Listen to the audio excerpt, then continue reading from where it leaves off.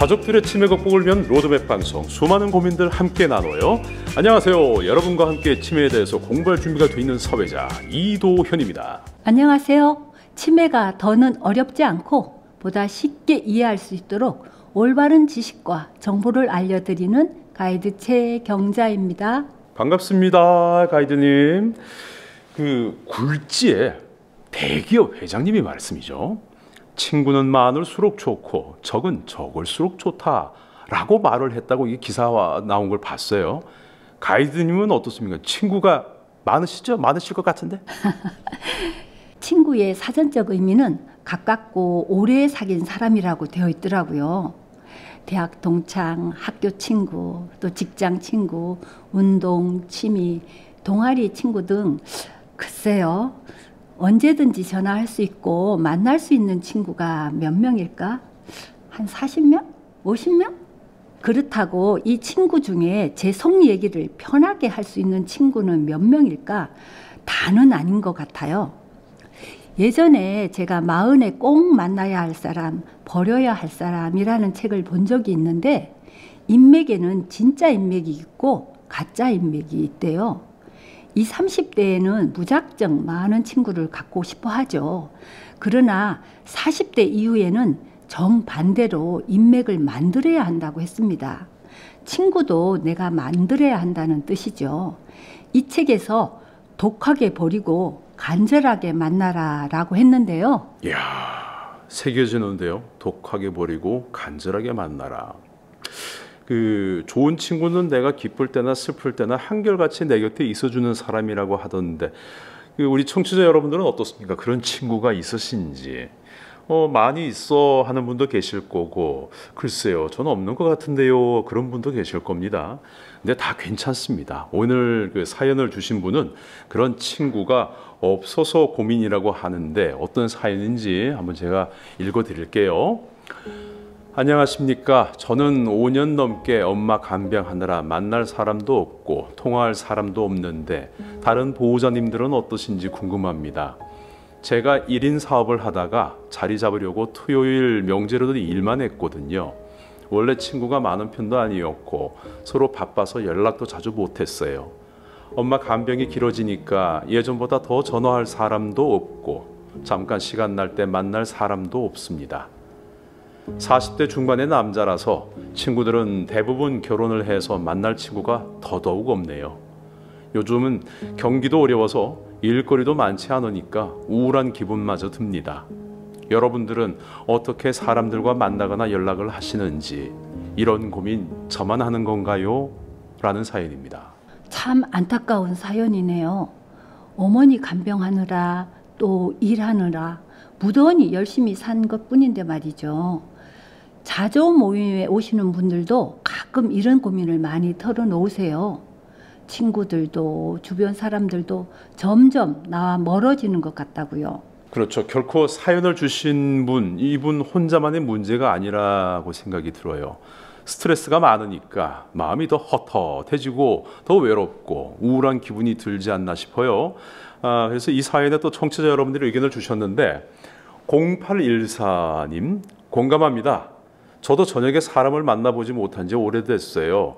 나의 힘듦을 그냥 넋두리라도 하면 좀 덜 힘들 것 같은데 누가 알겠어요, 우리 마음을요.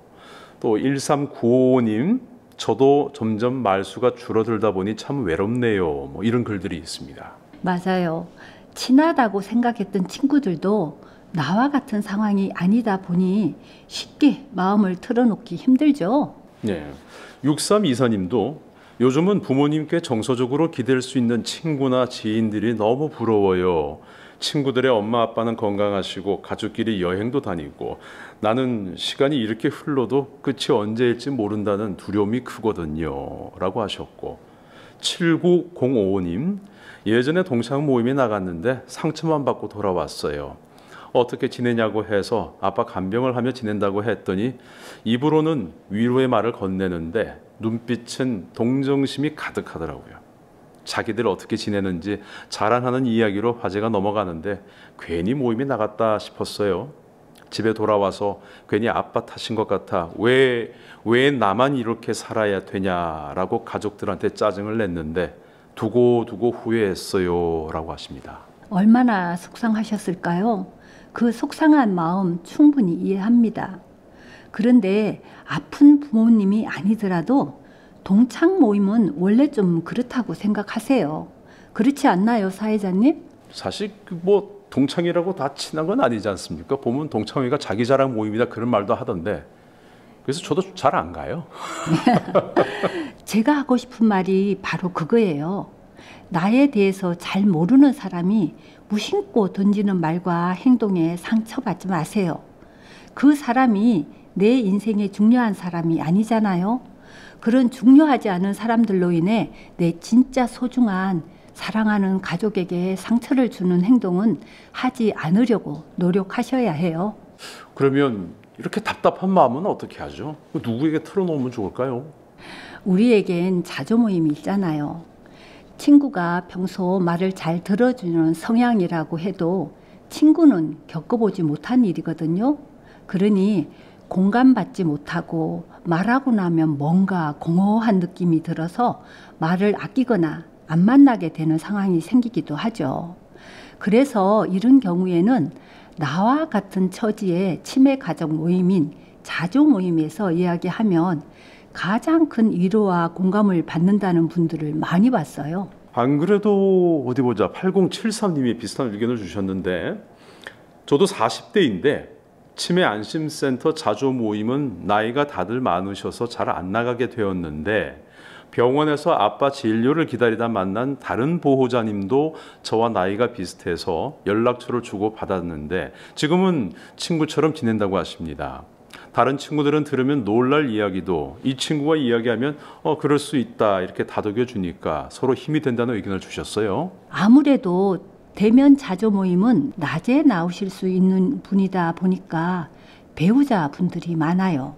그래서 연령대가 좀 높았을 거예요. 온라인 자조 모임 활동도 있거든요. 가까운 치매 안심센터에 전화하여 온라인 자조 모임에 대하여 한번 알아보는 것도 권해드립니다. 예, 8073님이 한 가지 의견 더 주셨는데 친구 사귀는 것은 아니지만 평생교육원에서 하는 글쓰기 수업도 추천을 하셨어요. 불안정했던 내 마음을 정리하는 데 큰 위안이 되셨다네요. 글을 쓰면 나를 돌아보는 시간을 만들어 주니까요. 어쩌면 그들이 멀어지고 있는 것이 아니고 내가 내 마음의 문을 닫아버린 것일 수도 있어요. 그 닫힌 문을 열기 위해서는 무엇이든 시작해 보는 것이 어떨까요? 그림 그리기, 글쓰기, 악기 연주, 요가, 운동 등 지자체마다 다양한 평생교육 프로그램이 있어요. 좋아하는 프로그램에 참여해 보시고 또 새로운 분들과도 얘기를 나누어 보세요. 5203님도 뭐든지 시작해보라는 의견을 주셨어요. 그리고 운동을 추천하셨는데 혼자서 하는 운동보다는 함께 할 수 있는 운동, 검도를 하셨는데 이분은 운동을 마치고 저녁 시간에 또 같이 맥주 한 잔씩 하면서 좀 친해졌다고 합니다. 검도도 마음 수련에 참 좋은 운동이지요. 5203님이 좋은 말씀을 해주셨네요. 단체 운동을 하면 새로운 친구를 사귈 수 있지요. 예를 들어 행정복지센터에서 하는 탁구, 배드민턴 같은 것도 좋을 것 같아요. 요즘은 자전거 동호회 활동도 활발하더라고요. 일주일에 한 번이라도 요양보호사님이나 다른 가족에게 어머님을 부탁드리고 동호회 사람들과 근교를 다녀오면 기분이 훨씬 좋아질 거예요. 이럴 때는 오히려 새로운 인연이 내 기분을 바꿔주는 데 도움이 될 수 있거든요. 역시 우리 청취자님들이 직접 의견을 주시니까 다양한 이야기를 들어볼 수 있네요. 2436님, 저는 종교활동으로 위안을 받고 있습니다. 예전에는 엄마와 함께 교회를 다녔는데 요즘은 엄마 거동이 불편하셔서 온라인 예배를 드리고 있어요 라고 하셨어요. 종교활동도 좋지요. 온라인 예배 말씀하시니까 생각이 나는데 사연을 주신 분이 어떤 취미가 있으실지 모르겠는데 밴드라고 있죠? 네네. 예, 다양한 취미를 가진 사람들의 모임, 그 밴드에 글을 남겨보시면 잠깐이나마 사회와 소통하는 데 도움이 되지 않을까요? 2201님, 이야, 이분은 가수 임영웅님 덕질을 하고 있습니다. 기분이 다운될 때 임영웅님 노래를 듣고 팬카페 글을 읽다 보면 기분이 좋아지거든요. 저는 시어머니가 편찮으신데 시어머니와 관련된 이야기는 시집 식구들에게만 해요. 다른 사람에게 이야기해도 속이 시원해지지 않고 불편하더라고요. 하지만 제가 좋아하는 임영웅님 이야기를 팬카페 회원들과 하니까 힘들었던 마음을 잊게 해주는 것 같아요. 강추합니다. 덕질이라고 적어주셨어요. 괜히 가수 임영웅 씨가 국민 새아빠 틱톡에서 최고의 조회수를 보였겠어요.